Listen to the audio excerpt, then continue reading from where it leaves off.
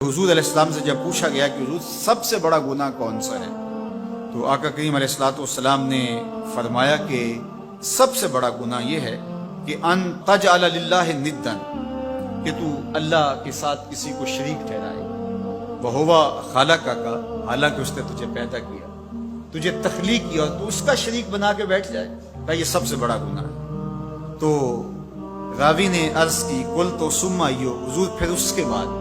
تو آقا کریم نے فرمایا ثم ان تقتل ولدک خشیۃ ان یطعم معک، تو بچے کو اس لیے قتل کر دے کہ یہ کس طرح میں اس کو پال سکوں گا، بچے کو ضائع کر دینا، اس کو قتل کر دینا۔ اللہ فرماتا ہے نحن نرزقکم وایاہم، ہم تمہیں بھی رزق دیتے ہیں ان کو بھی دیں گے۔ تیسری بات حضور نے فرمایا ان تزانی بحلیلۃ جارک، آپ ہمسائے کی بیوی کے ساتھ بدکاری کریں، تو یہ بڑے گناہوں میں سے۔ ہمسایہ ماں جائے کی طرح ہوتا ہے، اس کی دیوار سانجھی ہوتی ہے، اس کی عزت سانجھی ہوتی ہے، اور اگر کوئی شخص طاق میں رہے اور ہمسایوں کے گھر گھس کے ان کی آبرو ریزی کر دے، تو یہ تین بڑے گناہ جو ہیں ان میں سے ایک بڑا گناہ اللہ کے محبوب علیہ السلام نے ارشاد فرمایا۔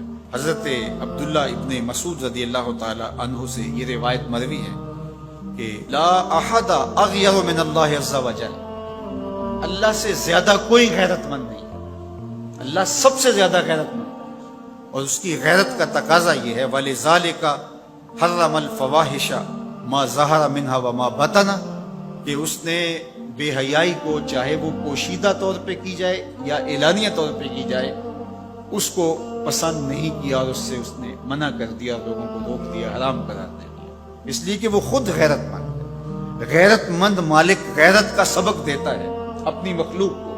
اللہ تعالیٰ قرآن مجید میں ارشاد فرمایا وَلَا تَقْرَبُوا الْفَوَاحِشَ مَا ظَهَرَ مِنْهَا وَمَا بَطَنَ، فحش کام کے قریب نہ جانا، وہ اعلانیہ طور پہ کرو یا وہ مخفی طور پہ کرو۔ تو مفسرین نے لکھا کہ جو بدکاری ہے وہ مخفی فحش ہے، اور شراب نوشی یہ اعلانیہ فحش ہے۔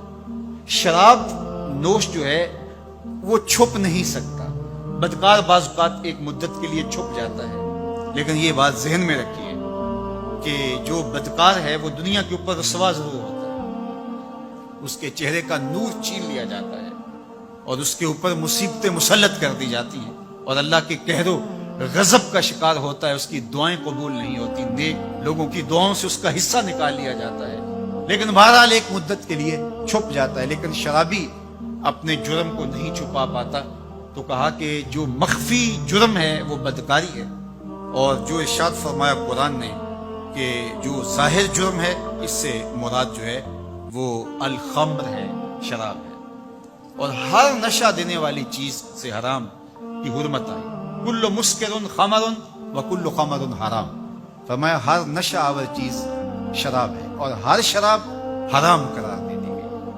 اب یہاں بھی لوگ دلیلیں لے کے بیٹھ جاتے ہیں، میاں وہ بھی ایک مشروب ہے، اس سے کیا فرق پڑتا ہے؟ میاں جب رب نے کہہ دیا تو بات ختم ہو گئی۔ ایک یہودی کے پاس ایک مسلمان مہمان ٹھہرا تو اس نے انگور پیش کیے، تو اس نے بڑے شوق سے لیے، تو تھوڑی دیر کے بعد وہ شراب لے آیا۔ اس نے کہا استغفر اللہ، میں مسلمان ہوں، میں شراب نہیں لیتا۔ تو اس نے ہنس کے کہا یہ جو انگور آپ نے کھائے ہیں شراب اسی سے کشید ہوتی ہے۔ تو اس مسلمان نے کہا کہ آپ کی اہلیہ کدھر ہے؟ تو اپنی اہلیہ کو بلا لایا، تو کہا آپ کی کوئی اولاد بھی ہے؟ کہا ہاں میری بیٹی ہے، اس کو بھی بلا لاؤ۔ تو اس کو بھی بلا لایا۔ جب دونوں آ کھڑی ہوئی تو کہا کہ یہ حلال ہے تیرے لیے اور یہ بیٹی اسی کی ہے، اور یہ حلال نہیں ہے۔ تو جب اس یہودی نے یہ بات سنی فقال اشہد ان لا الہ الا اللہ وحدہ لا شریک لہ واشہد ان محمدا عبدہ ورسولہ۔ کہا اتنی خوبصورت دلیل، اتنی خوبصورت دلیل۔ کہا انگور سے شراب نکلی ہے تو شراب حرام کیوں، انگور حلال کیوں؟ تو کہا مجھے یہ بتاؤ کہ تمہاری بیوی تمہارے لیے حلال ہے، تمہاری بیٹی تمہارے لیے حرام کیوں؟ کہا بات سمجھ میں آ گئی۔ تو میرے رب نے بعض کا تو اس کی حکمتیں ہمارے علم میں نہیں ہوتی، اور حکمت نہ جاننے کی وجہ سے ہم کہتے ہیں کہ یار یہ بات سمجھ میں نہیں آتی۔ یہی تو ہمیں بتایا گیا کہ جو سمجھ میں آئے اس کو بھی ماننا ہے، جو نہیں سمجھ میں آئے اس کو بھی ماننا ہے۔ ہم جنت کو مانتے ہیں نا، دیکھا ہے، یا رب کو مانتے ہیں، دیکھا ہے، وہ سمجھ میں آتا ہے، تو دل میں تو آتا ہے، سمجھ میں نہیں آتا۔ میں جان گیا بس تیری پہچان یہی۔ ہم تو سب سے بڑی حقیقت کو بغیر دیکھے مانتے ہیں، بغیر سمجھے مانتے ہیں۔